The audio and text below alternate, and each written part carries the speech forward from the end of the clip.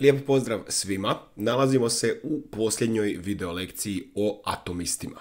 Ovo je posljednja video lekcija u kojoj ću spomenuti da smo još uvijek u kozmološkom razdoblju i da još uvijek tražimo onaj faktor X koji je od nereda ili kaosa napravio kozmos, to jest red. Tražimo taj bitak.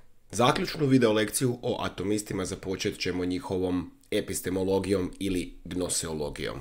U prošloj sam video lekciji spomenuo senzitivni subjektivizam kod atomista. To bi dakle značilo da spoznaja ovisi o čovjekovim osjetilima. Nekom je nešto hladno, ista ta stvar drugom čovjeku može biti topla.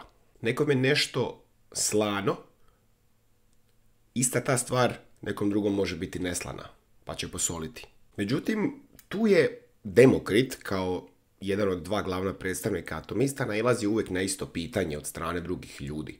Ako je nekom nešto slano, a ista ta stvar nekom drugom neslana, kakva je ta stvar na kraju? Nešto mora biti. Demokrit je ponudio dva odgovora. Objektivna istina o tome je li sad nešto slano ili neslano, ili ne postoji, ili se negdje sakrila.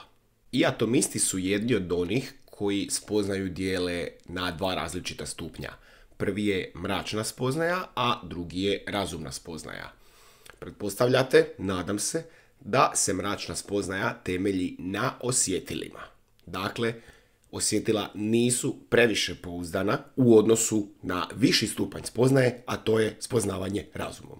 Osjetilna spoznaja može dati promjenjivu zbilju, što znači da ako vi nešto opazite svojim osjetilima, to isto vam se može činiti potpuno drugačije za nekih 10 sekundi.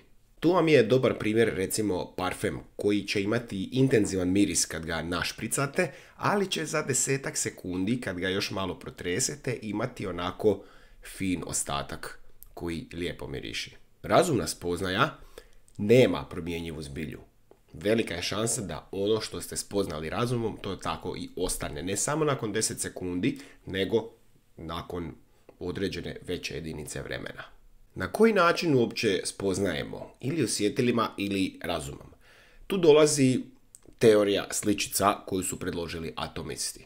Naime, sav input koji primamo izvana zapravo jest mnoštvo sličica koje se mogu složiti dobro ili loše, ovisno o njihovoj kvaliteti. Ako se sličice spajaju ofrlje i ako su nejasne, onda je riječ o mračnoj spoznaji, to jest spoznaji osjetilima.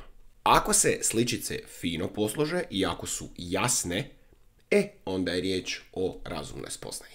Tako i oni tvrde da su došli do spoznaje da je svijet sačinjen od atoma razumom. Demokrit kaže da sam se oslanjao na mračnu spoznaju pri stvaranju svijeta. Mislio bih da je svijet sastavljen od crvenog, žutog, toplog, hladnog, gustog, rijetkog, a ne od atoma. Malo ćemo se vratiti na atome. Rekli smo da građa stvari ovisi o 3 kriterija kod atoma. To su oblik, raspored i položaj atoma. Međutim, atomi se mogu razlikovati između sebe kvalitativno. Razlikuju se po prvotnim i drugotnim svojstvima. Prvotna svojstva su ona svojstva koja atomi imaju sami od sebe. Prvotna su svojstva oblik, veličina, težina, pokret i tvrdoća. Prvotna svojstva su također ona koja se na prvi pogled svima čine istima.